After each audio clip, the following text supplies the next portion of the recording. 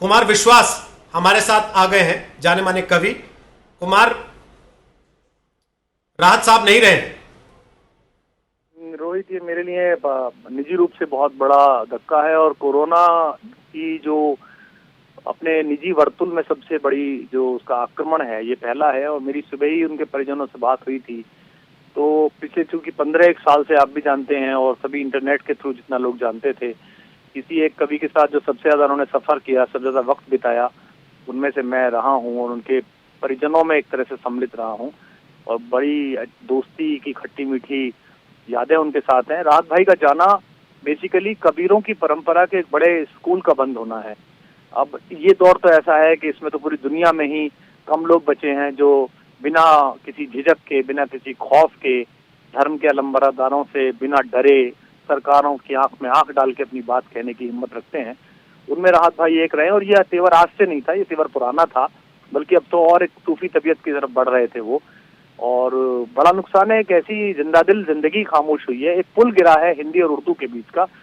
जो लोग राहत भाई के इस तरह के शेर पढ़ते हैं, उन्हें ये भी पता होना चाहिए कि एक उर्दू का प्रोफेसर जो विश्वविद्यालय में पढ़ाता रहा है और जो अभी भी पूरे विश्वविद्यालय में पढ़ाया जाता है, और खासतौर पर हिंदुस्तानियत के बहुत बड़े समर्थक।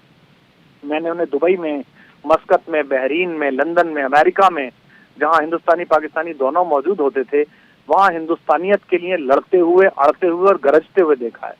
मैंने देखा है कि बड़े बड़े हॉल्स में उनके किसी किसी शेर पर दूसरे मुल्क के ऐसे लोगों ने जो फेनेटिक हैं, उन्होंने बायकॉट किया है। मुझे आज वो किस्से याद हैं जब बहरीन में पाकिस्तानियों के ग्रुप ने उनके 2 शेर सुनने के बाद बायकॉट किया और उन्होंने कहा कि जितने तुम जा रहे हो इतने तो आखिरी वक्त में हमारे यहाँ जो है बाहर खड़े लोग तमाशा देखते हैं। पता नहीं सारी बातें। तो एक बड़ी आवाज शांत हुई है। कोरोना का बड़ा हमला है। मतलब आपका फोन था तो मैं आपसे बात कर पाया, अभी तो बात करने की स्थिति नहीं है। मन में कुछ मतलब सन्नाटा सा खिंच गया है।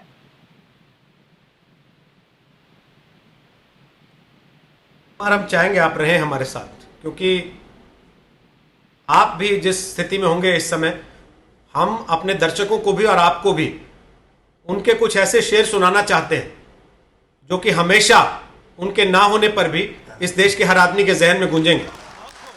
सुनिए कि नई हवाओं की सोहबत बिगाड़ देती है, नई हवाओं की सोहबत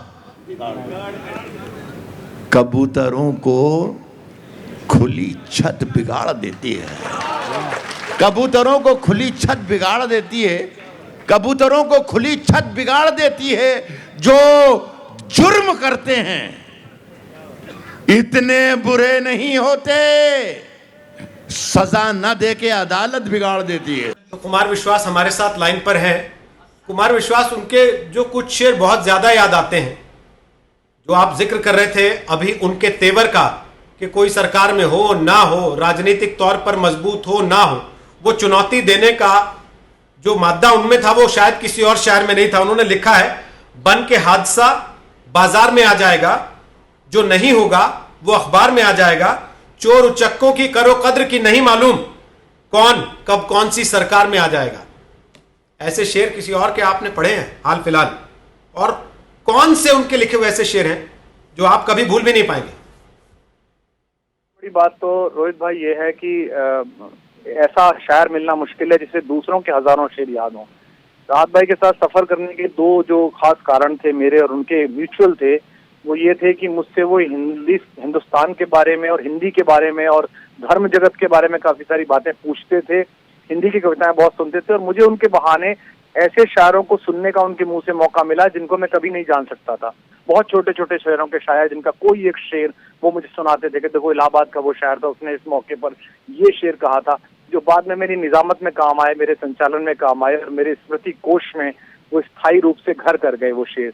दूसरा, अगर आपने उन्हें कोई सलाह दी है, कोई बात कही है, उनसे आपने कोई गुजारिश की है, आपने उनसे कोई प्रार्थना की है, तो उसे स्वीकार करने वाले व्यक्तियों में थे। और उनका मेरा एक मशहूर किस्सा जो बाद में टीवी चैनल्स पे चर्चित भी रहा, आपने देखा होगा अभी जो आपने वीडियोस चलाए थे उनमें भी वो कोई शेर पढ़ते थे, तो मैंने उनको एक दिन रास्ते में कहा कि राहत भाई, आप कई बार इतने तल्ख हो जाते हो, इतने नाराज हो जाते हो कि जो गालियां हैं वो शेर में साइलेंट होती हैं, जैसे कि आसमां लाए हो ले आओ यहीं पर रख दो। तो इसमें तुम्हारी ऐसी की तैसी है, आपका लहजा अंदर से आ रहा है लेकिन आप बोल नहीं पा रहे शायर होने की वजह से। तो हंसने लगे। तो फिर जब भी ऐसा कोई शेर पढ़ते थे हुकूमत के खिलाफ या किसी के खिलाफ, तो मेरी तरफ आंख मार के कहते थे डॉक्टर इसमें साइलेंट है, और यही बात मैंने आज सुबह ट्वीट भी की थी कि इसमें साइलेंट है।